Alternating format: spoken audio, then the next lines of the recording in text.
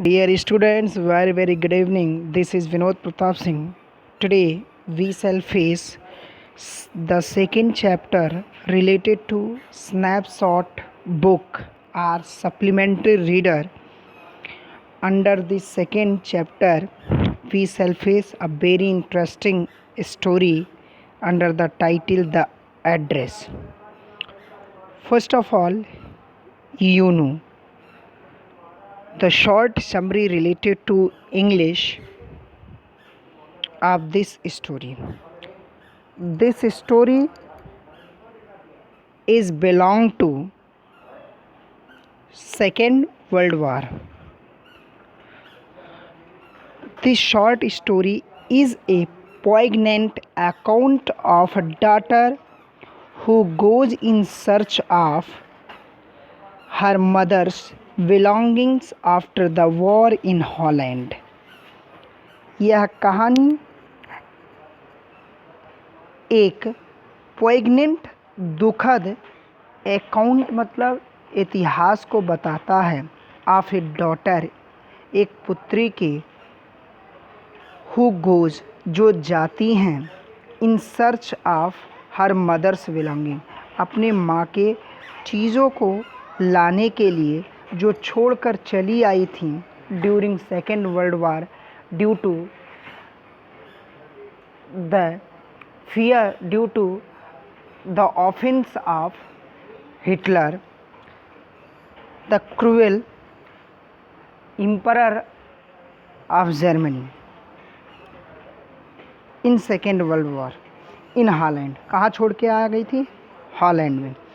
When she finds them, और जब वह उन वस्तुओं को पाती हैं, the objects, उन चीज़ों को, evoke memories, तो उनकी मेमोरी, उनकी यादें फिर से इवोक मतलब ताज़ा हो जाती हैं ऑफ हर अर्लियर लाइफ, उनके प्रारंभिक जीवन का, वर्ल्ड वार के समय का जब वो हॉलैंड में रह रही थी. हाउएवर, फिर भी सी डिसाइड्स, वह डिसाइड करती हैं टू लीव देम, उन सारे वस्तुओं को छोड़ देने के लिए, ऑल बिहाइंड, अपने पीछे, एंड रिसॉल्व्स और संकल्प लेती है टू मूव ऑन, वहाँ से जाने के लिए.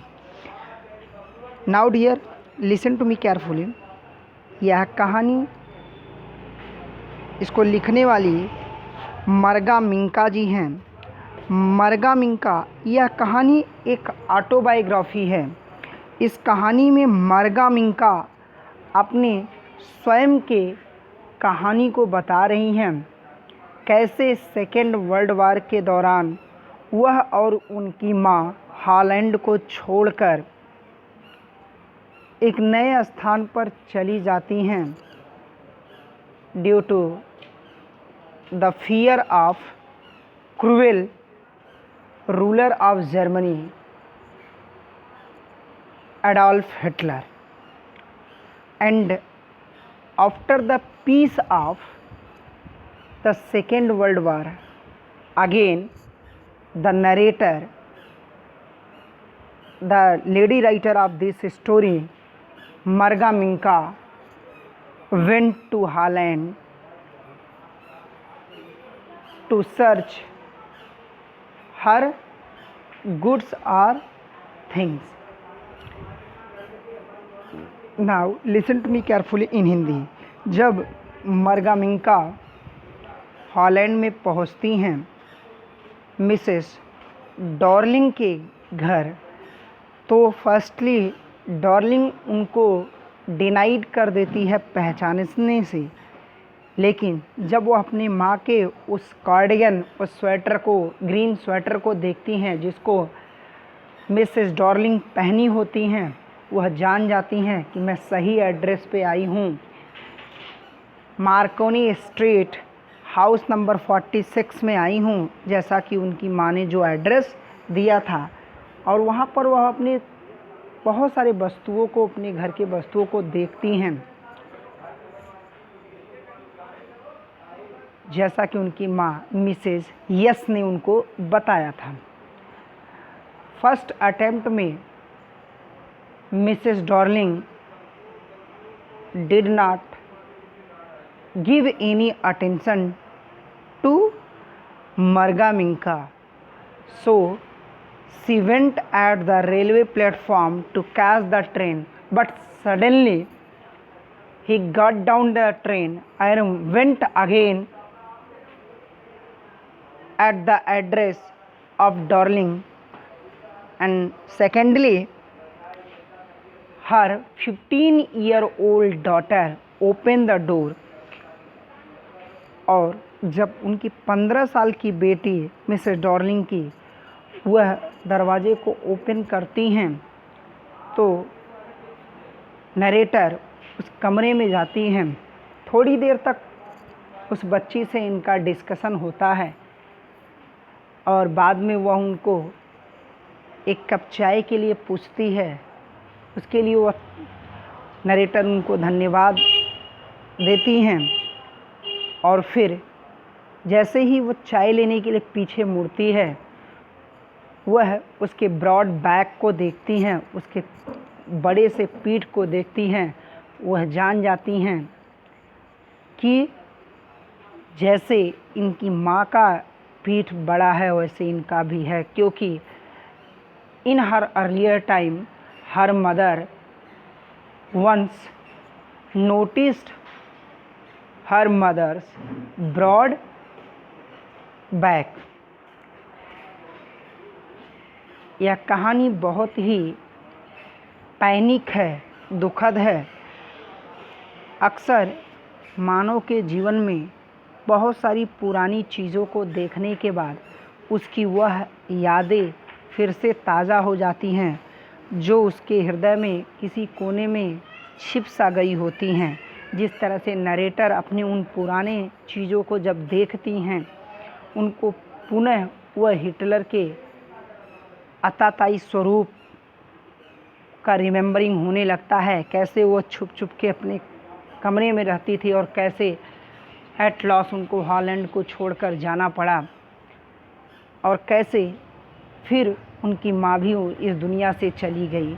इन सारी चीज़ों को नरेटर उन वस्तुओं को देखकर सोचने लगती हैं और एट लास्ट शी डिसाइडेड, और अंत में वह निश्चय करती हैं टू लीव देम, उन्हें छोड़ने के लिए। Because if they took those things then again she remembered all the past memory, so she decided to left them। यही पूरी कहानी है, इसको हम स्टेप वाइज पढ़ेंगे। Today we shall face only 2 paragraphs, so now you see। यह कहानी शुरू होती है मिसेस डॉर्लिंग के हाउस से जब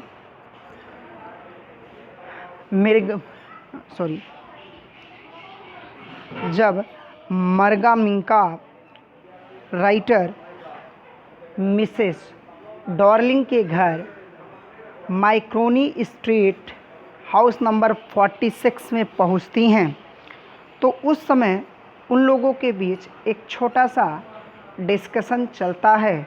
जब ये डोरबेल को बजाती हैं उस समय Mrs Darling open the door, और क्या होता है now we see in the first para of this story. So now you see, यहाँ पर नरेटर पूछती हैं क्या, do you still know me, I asked. I narrator के लिए आया, नरेटर पूछती हैं क्या आप अभी भी मुझे जानती हैं। द वुमेन, और वह औरत जिनके बारे में जिनका नाम मैं बता चुका हूँ, Mrs Darling. The woman looked at me searchingly, वह मुझे देख रही थी ऐसा मानो कुछ मुझ में खोज सी रही थी या कुछ पहचानने की कोशिश कर रही थी। She had open the door A chink, वह दरवाजे को थोड़ा ही खोली थी। चिंक मतलब होता है थोड़ा सा खोलना। पार्टली ओपेंड, थोड़ा सा खोली दरवाज़ा। आई केम क्लोजर, मैं करीब आई and stood on the step, और सीढ़ियों पे खड़ी हो गई। तभी मिसेस डॉर्लिंग, जिनका नाम आगे आपको जानने को मिलेगा। No I don't know you, मैं नहीं जानती हूँ, आप कौन हो।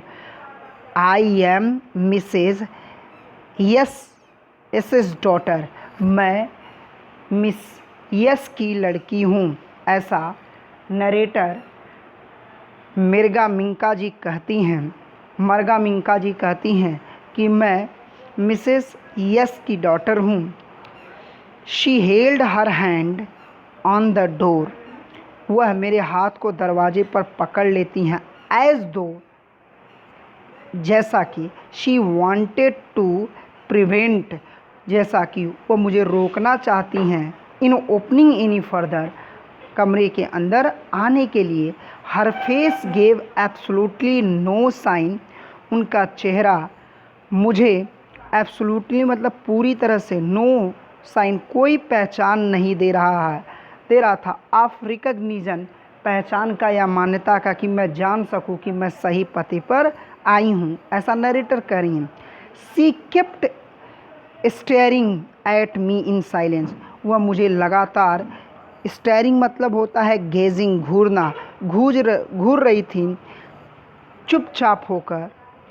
परहैप्स, शायद, आई वॉज मिस्टेकन, और ऐसा मुझे लग रहा था कि मैंने कोई गलती कर दिया। आई थॉट, मैं सोची, परहैप्स इट इज़न्ट हर, कि शायद जिस एड्रेस पर मुझे जाना है और जिनसे मिलना है शायद वह नहीं है। I had seen her only once, मैं उन्हें केवल एक ही बार देखी। फ्लीटिंगली मतलब उनके पूरे स्वरूप को या सर से पांव तक एक बार देखी। Fleetingly, and that was years गो, और वर्ष बीत गए, मतलब मैं उनको ठीक ठाक एक ही बार देखी और कई वर्ष बीत गए। It was most probable that, और ये बड़ा ही प्रॉब्लमैटिक है। दैट आई हैड रंग द रॉन्ग बेल, कि मैंने शायद गलत घर के डोरबेल को बजा दिया। That women let go of the door and step to the side, और वह औरत दरवाजे के एक किनारे खड़ी हो गई मुझे जगह देने के लिए। शी वॉज बियरिंग, और वह पहनी हुई थी